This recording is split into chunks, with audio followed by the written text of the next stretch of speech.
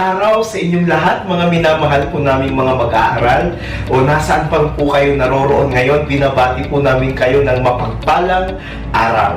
Ako po si Brother Edward ng All Christian Foundation. Ako po ay isang missionary at ang grupo po namin ay multi-religious organization. Ibig sabihin po nito, hindi po kami magtuturo ng doktrina, huwag kayong mag-aalala. Hindi po kami magtuturo ng katuruan ng anumang religion. Ang ituturo po namin ay ang Christian values. Sabay-sabay na natin bagitin, Christian values. Ano ang Christian values? Ito po ay ang mga pag-uugali na dapat taglayin ng isang mabuting bata. Gusto mo bang maging mabuting bata? Ito ang ating pag-uusapan. At syempre, kung papaano maging mabuting mag-aaral. Ayan, at lalong-lalo na kung papaano maging mabuting Kristiyano o mananampalataya. Okay, bago ang lahat mga bata, tayo po ay maglaan ng sandaling oras sa panalangin. Sige po, tayong lahat ay pumikit. Panginoon, maraming salamat po sa araw na ito na kami po ay makakapag-aral ng mga salita ninyo. Dalangin po namin na kami po ay paglaanan ninyo ng karunungan na nagmumula sa inyo para kami po ay maging matalino sa aming pong pag-aaral at maintindihan po namin ang lahat ng aming pong pag-aaralan. Ito pong aming dalangin sa pangalan ni Jesus. Amen. Excited na ba kayong mga bata? Ako sobrang excited na po ako. Alam niyo, meron po tayong 72 modules na pag-aaralan sa buong taon. Sa Genesis hanggang Revelation. Ang uunahin po natin ngayon sa araw na ito ay ang Genesis chapter 1 to Genesis chapter 14. Yan ang ating module 1. At meron tayong 4 na lessons sa araw po na ito na pag-aaralan. Ang una ay yung sovereignty. Pangalawa, yung tinatawag po nating self-control o sa Tagalog, pagpipigil sa sarili. And number 3, yung life span or hangganan ng buhay. At pang-apat, obedience or pagsunod. Unahin na po natin yung sovereignty or makapangyarihan. Sige nga, tanungin ko kayo, sino sa tingin nyo ang pinaka-makapangyarihan sa lahat? Tama! Ang Diyos, siya yung pinakamakapangyarihan sa lahat mga bata. Pero, alam nyo, sa ating mga bahay, mayroong mga magulang na silang may otoridad sa tahanan po natin. Sila yung tinatawag nating makapangyarihan doon na dapat nating sundin. Siyempre, sila yung nagsilang sa atin, sila yung nag-aaruga sa atin sa bawat araw, sila yung nagbibigay ng pagkain natin, baon natin papunta ng eskwelahan. Kaya dapat natin silang sundin. Di ba? Pag sinabi nila, huwag kayong lumabas, dahil may virus, may sakit na nakakahawa. Huwag matigas ang ulo. Di ba? Dapat natin silang sundin mga bata. Bakit? Kasi sila yung may otoridad sa tahanan natin. Huwag matigas ang ulo. Kasi pag matigas ang ulo, sinuway mo sila, magsisisi ka. Baka magkasakit ka, mapahamak ka. Hindi mo pwedeng sisihin si mama saka si papa dahil nag-warning sila sa'yo. Di ba? Ganon din mga bata sa ating mga eskwelahan. Dapat nating sundin, syempre, yung ating mga teachers, yung principal po natin. Alam ko, mahirap ngayon, wala tayo siguro sa ating mga eskwelahan, pero alam niyo mga bata, meron silang pinapagawa sa atin na dapat nating gawin. Di ba? Hindi man nila tayo nakikita time to time. Pero sundin natin sila, di ba? Halimbawa, sinabi, dapat gumawa ng assignment, may mga projects na dapat gawin, may mga homeworks na dapat gawin. Dapat gampanan natin lahat ng yon bilang pagkilala doon sa kanilang otoridad. Okay? Siyempre, walang ibang pinakamakapangyarihan sa lahat, kundi ang Diyos mga bata.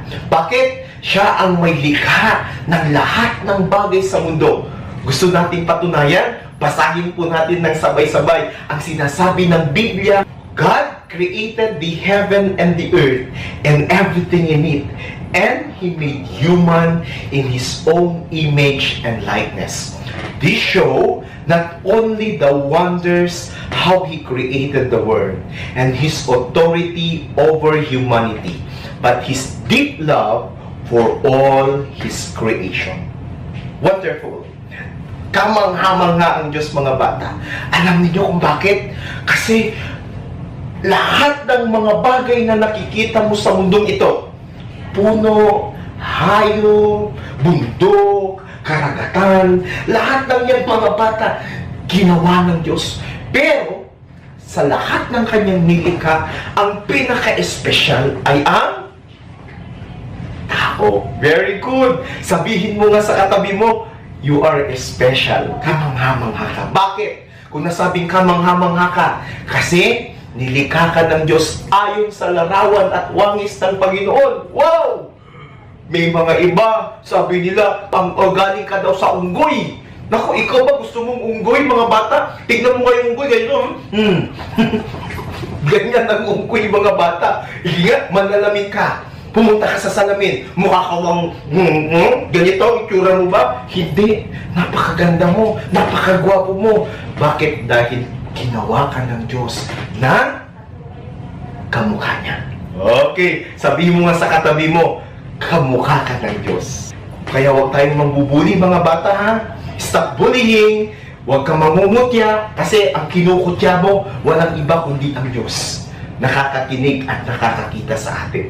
Okay? Siyempre, mga bata, si God, linikha niya ang lahat ng mga bagay sa mundo ito. Dapat natin siyang igalang. Dapat natin siyang irespeto. We need to give Him the highest reverence, the highest exaltation.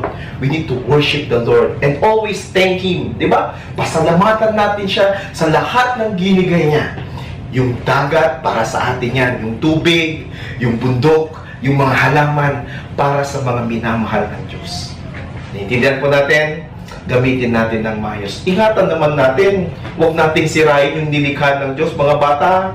Huwag tayong magtapon kung saan-saan, putol na mga puno, dahil tayo rin ang mapapahamak. Okay? Ngayon naman, mga bata, dumako tayo sa ating pangalawang lesson. At ang lesson na yan ay ang self-control. Sabay-sabay nga natin sabihin, self-control. Anong self-control o pagpipigil sa sarili sa bahay natin? Siyempre, may mga nag-aaway-away dyan, alam ko yan. Si ate, si kuya, si ading, away-away. Sabihin ni kuya, nasaan na naman yung gamit ko? Dahil mainit ang ulo ni kuya, anong gagawin niya? Kukuha na naman ng gamit, ibabato kay ate. At pag magbabatuhan na sila, mag-aaway sila. At mapapagalitan sila. Ano na naman ang pinag-aawayan ninyo? Kasi si kuya, kasi si ate. Hindi mapigilang sarili, mga bata. Kaya, nagkaroon ng bukol sa ulo. Nagkaroon ng pasa. Katapos iiyak-iyak. Bakit? Kasalanan mo rin eh. Nakipag-away ka, mga bata. Kung ayaw mo ng away, walang away. Nagkakaintindihan po tayo, self-control. Ganun din sa bahay natin. Pag sinabi ng nanay, huwag masyado sa television, ha? Magpupuyat na naman kayo. Anak ko, huwag masyado sa pag-i-internet, sa pag-video game. Hindi mo papigilan ng sarili mo, addict ka na. Nako, mga bata, masisira yung buhay mo. Diba? Ganun din po sa masyadong pagkain ng matatamis. Kung bata ako, paborito ko sa lahat yung candy, yung tsokolate. Kaya pag sinabi ni mama ko, kasi si mama ko, lagi na lang naririnig ako na umiiyak kasi sumasakit yung ngipin ko. Kaya sabi niya, tigilan mo na kasi ang pagkain ng matatamis. Pero ako matigas ulo ko eh. Ganun ko na ginagawa ko. Pumupunta ako sa dilim. Doon ako kumakain ng tsokolate. Pero mamamaya, maririnig niya naman niya ako umiiyak. Sabi ng mama ko, eto pa, tsokolate. Kumain ka pa. Pero alam niyo, mga ba, pigilan natin yung sarili natin para hindi tayo mapahamak. Okay, tingnan natin kung anong nangyari doon kay Edan at saka si Eva sa ginawa nilang kasalanan, kaya nagkaroon ng kaparusahan. Tingnan natin, basahin natin ha. When Adam and Eve, created by God, in His own image and likeness, they were without sin. But they become sinful when they disobeyed God. Because the serpent deceived Eve to eat the fruit of the knowledge of good and evil, which is the first sin. That was the very reason why we are separated with God. Yan mga bata, nakita natin dahil sa ginawang pagsuway ni Adan at ni Eva sa utos ng Diyos, sila'y napahiwalay sa Panginoon. Bakit? Ang sabi ng Panginoon, pwede niyong kainin ng lahat ng mga prutas sa hardin, maliban na lamang doon sa gitna. Prutas na nagbibigay kaalaman ng mabuti at masama. They are allowed to eat anything except to that fruit. Pero alam ninyo, mga bata, isang araw, itong si Eva, habang naglalakad, mga bata, meron siyang niririnig na tunig. Psst, psst. Sa tingin nyo, ano yun, mga bata? Ano to? Ha? Ahas! Ayan! Ahas sa puno! Maaaring si Eva, Ulat! Ano yan? Sino ka? Eva, Anong kailangan mo? Sasabihin ako sa'yo. Kumain ka nito. pero alam mo, sabi ni Eva, Hindi pwede. Bakit hindi? Alam mo, kainin mo ito. Huwag kang maniwala sa sinabi ng Panginoon mo na kapag kakainin mo ito, mamamatay ka. Sa totoo lang, pagkakainin mo ito, magiging katulad ka ng Diyos. Aba! Pwede bang maging katulad ang tao sa Diyos? Hindi pwede yun, di ba mga bata? Ang Diyos, siya yung lumikha ng langit at lupa. Siya ang lumikha ng lahat ng bagay. At tayo bilang mga tao, nilikha lang tayo ng Diyos. Hindi tayo pwedeng lumikha ng anumang bagay. Di ba? Kaya malabo yung sinabi ni Satanas, ni Ahas, na magiging katulad ka ng Diyos. Pero alam ninyo, hindi napigilan ni Eva ang kanyang sarili. Kumain siya, mga bata. Kinain niya yung prutas na nagbibigay kaalaman ng mabuti at masama, mga bata. At hindi lang nakontento si Eva, pinuntahan pa niya itong si Adan. At ibinigay niya yung prutas na yun. At kumain sila pareho, mga bata. At dahil sa kanilang pagsuway sa Diyos, hindi nila napigilan ang sarili nila. Wala silang self-control. Siyempre, hindi natuwa ang Diyos. Sila ay naparusahan. Anong klaseng kaparusahan? Sila ay napahiwalay sa Diyos. Kasama nila noon ang Panginoon. They enjoy all the blessings of God. But because of disobedience and because of lack of self-control, anong nangyari? Sila ay napahiwalay sa Diyos. Mga bata, ganun din sa atin. Kapag wala tayong self-control, sigurado ako dyan, meron at meron tayong pagsisisihan. Makikipag-away ka, iiyak ka, mapupunta ka sa principal office, mapapagalitan ka ni mama. Di ba? Magkakaroon ka ng punishment. Sasabihin nila, no cellphone all day. Well, hindi ka pwedeng lumabas. May punishment. Nagkakaunawaan po tayo. Kaya, self-control. Minsan sabihin pa natin, 1, 2, 3, go! Self-control. Okay? Number 3, life is fun. O yung tinatawag po nating hangganan ng buhay. Alam niyo mga bata, noon, ang tao, napakahaba ang buhay po nila. Tignan natin ha, basahin natin sa Bible. 1, 2, 3, go! Adam lived 930 years old. Seth lived 912 years old. And Methuselah lived 969 years old, the oldest. But when the sin became rampant, the lifespan was reduced to how many? 120 years. Nakita natin mga bata, no? Ang tao noon, mahaba ang kanilang mga buhay.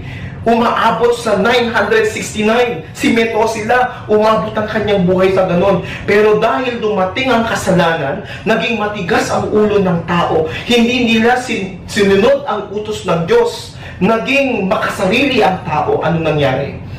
Naging maiksi ang buhay ng tao sa mundo. Alam niyo mga bata, sa mundong ito, imposible na siguro yung 969, di ba? Or hindi na tayo aabot sa ganung taon. Pero may magandang balita ako sa inyo mga bata. Ano yon? Yun ang buhay na walang hanggan na ibibigay sa atin ng Panginoon sa langit sa pamamagitan ng ating Panginoong Jesucristo. Gayon na lamang ang pag-ibig ng Diyos sa sanlibutan. Ibinigay niya ang kanyang bugtong na anak. Sino yung bugtong na anak ng Diyos? Si Jesus Christ. At upang ang sino mang maniwala, manampalataya sa Kanya, hindi na mamamatay, magkakaroon na ng buhay na walang hanggan. Wow! Beautiful! Di ba? Napakagandang promise ng Lord. Kapag tatanggapin natin si Jesus, magkakaroon tayo ng walang hanggang buhay doon sa langit, sa piling ng Diyos. Ang gagawin lang natin, tanggapin si Jesus. Ikaw, gusto mo bang tanggapin si Jesus o ayaw mong tanggapin si Jesus? Nasa sayo ang pagdidesisyon. Okay, dumako naman tayo sa pang-apat natin na lesson sa araw po na ito, mga bata. Yung tinatawag po nating pagsunod or obedience. Sabihin nga natin, sabay-sabay. Obedience. Yan. Ano ang ibig sabihin ng obedience? Example, sa bahay po natin, sa mga magulang natin, meron silang sinasabi sa atin na utos. Ano yon? Sinabi, anak, maghugas ng pinggan. Yung mga iba magdadapog. Ako na naman. Kahapon ako na naman. Bukas ako ulit. Wala ko na lang nakikita ninyo. Pero kapag kakain, ikaw pa nauna. Di ba? Sa hindi mo hintayin, tatawagin ka. Magbo-volunteer ka. Ako kakain na. Naku, huwag ganun mga bata. Kapag may inuutos sa atin, syempre maluwag sa loob natin, hindi napipilitan. Hindi katulad ng kapitbahay namin noon, mga bata, meron akong bata naririnig, umiiyak. Sinabi ko, dahil ako'y may concern, sabi ko, bakit ka umiiyak? Bakit? Bakit? Anong nangyari? Ako na lang laging inuutusan sa bahay Maghuhugas lang ng pinggan, umiiyak. Akala ko ba naman may nangyaring masama? Ganun ka din ba? Umiiyak ka ba kapag inuutusan ka? Huwag ganun mga bata. Di ba? Isipin mo, lagi yung pinoprovide ng magulang natin na pangangailangan mo.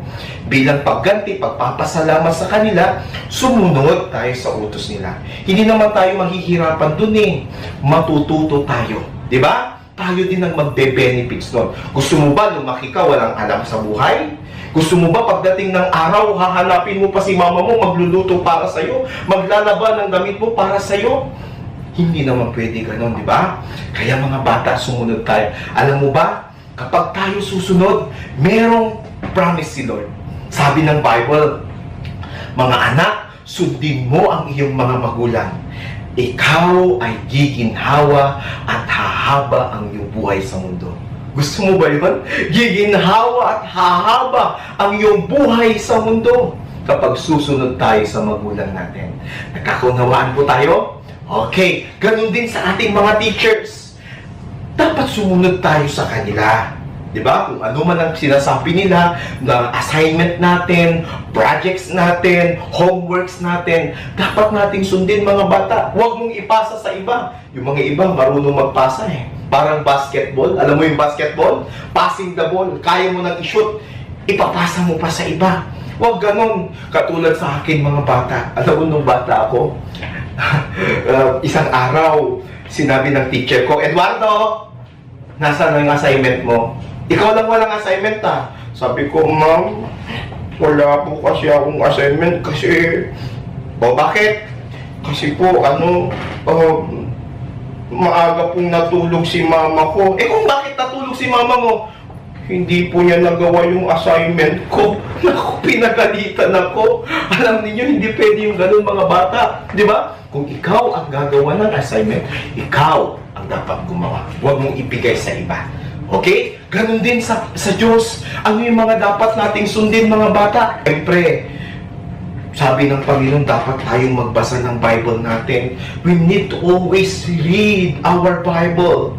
Diba? At siyempre, huwag tayong magdadabog pag sinabing, pupunta tayo sa simbahan, huwag mo sabihin, bayan, aga-aga eh. Ngayong araw lang ako magre-rest eh. Ngayon lang ako matutulog eh. Huwag ganun, diba? Dapat bilang pagpapasalamat mo sa Diyos, pumunta tayo sa simbahan ng masaya. Di ba? With a great smile in our face. Wow, today is God's day. Worship the Lord. Praise the Lord. Di ba? Lagi tayong magbabasa ng Bible natin. Yan yung pagsunod natin sa Diyos. At syempre, ganun din sa pagsunod natin na pag sinabi ng Panginoon na pinagbabawal niya ang pagdodrogo, huwag tayong magdodroga. Pag sinabi niya huwag tayong magninigarilyo, di ba, ipagbabawal, makakasira sa sarili natin yan. Yung pagbibisyo natin, hindi yan mabuti mga bata. You know what? Our body is the temple of the Holy Spirit. We need to take care of ourselves. That is how we obey God. Diba? Yan yung pagsunod natin sa ating Panginoon. Basahin po natin kung anong sinasabi ng Bible tungkol sa pagsunod. Okay? The Lord observed how sinful man is and full of violence. And God selected Noah, who was a righteous man and blameless. And God told to Noah to make an ark and bring one pair of each kind of animals, for he will bring flood on earth that will last for 150 days, and everything will die. Noah did everything exactly what God has commanded him. The flood was punishment of the sin of the people. After the flood, the Lord promised not to destroy every living things on earth by flood, and the rainbow will be the sign of His covenant. Alam niyo, may isang tao sa Bible na napakaputi. Ang pangalan po niya ay Noah. Si Noah ay natatanging tao sa mga panahon na yon na hindi gumagawa ng masama. Siya yung isang tao na tapat sa Diyos at inutusan siya ng Diyos na gumawa ng barko. Siguro mga bata, kung ikaw si Noah, magre-reklamo ka, no? Sasabihin mo, bakit naman ako, Lord? Wala naman akong alam tungkol sa barko. Hindi naman ako gumagawa ng barko.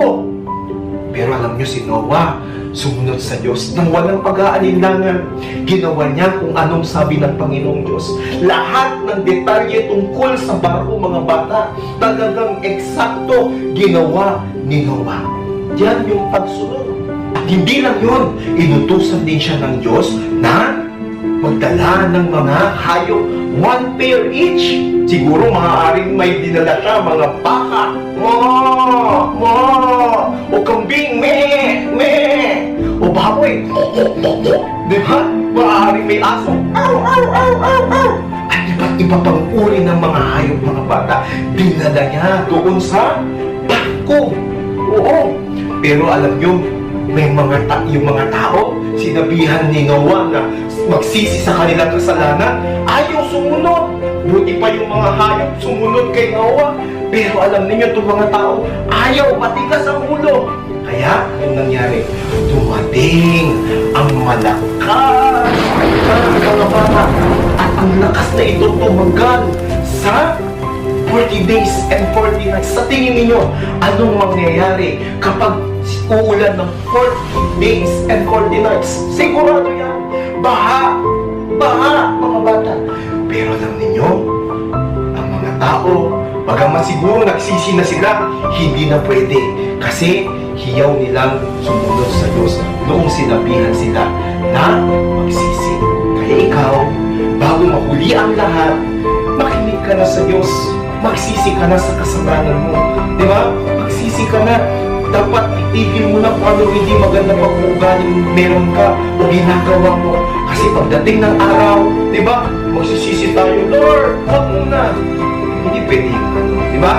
God is giving us the chance to repent or to stop all of our sins. Okay? Alam niyo kung anong nangyari? Pagkatapos ng 40 days and 40 nights, mga bata, etong nangyari. 150 days tumagal yung baha. Siyempre, namatay na lahat ng mga puno o mga tao. Yung pamilya lang ni Noah ang naligtas at yung mga hayop na yun. Okay? Nung lumabas sila, nakakita sila ng rainbow. Ang rainbow na ito ay pagpapakita ng promise ni Lord. Ano yung promise ni Lord? Hindi niya na muling babahain pa ang mundo. Hindi niya na muling babahain pa ang mundo.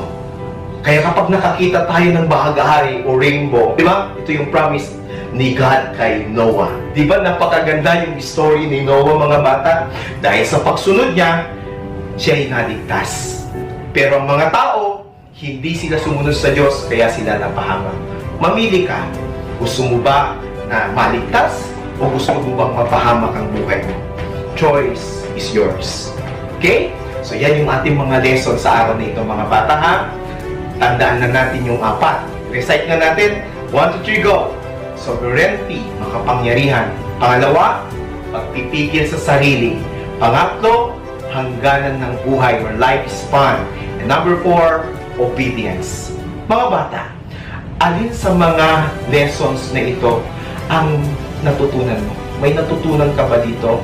Sa inyong mga magkaklase o magkakapatid na nanonood ngayon, magkakaibigan, mag-usap kayo. Ano yung natutunan mo? Share your testimony or share your lesson na natutunan sa araw na ito. At tayo po ay magwawakas sa panalangin. Will you please mind to close your eyes for a moment and let us pray. Lord, salamat po sa aming pong natutunan sa araw na ito. Sana po, Panginoon, kami po ay pagpalain po ninyo sa aming pong pang-araw-araw na buhay. Pagpalain mo si Mama, si Papa, yung mga kapatid po namin, at lalong-lalo na po ang bawat estudyante, Panginoon. Sana po ay maging marunong po sila, matalino sa kanilang pag-aaral. We thank you, we praise you. Ito po ang aming dalangin sa pangalan ni Jesus. Amen at Amen. Magandang araw po sa inyong lahat. Magkita-kita po tayo ulit sa susunod na linggo. God bless you!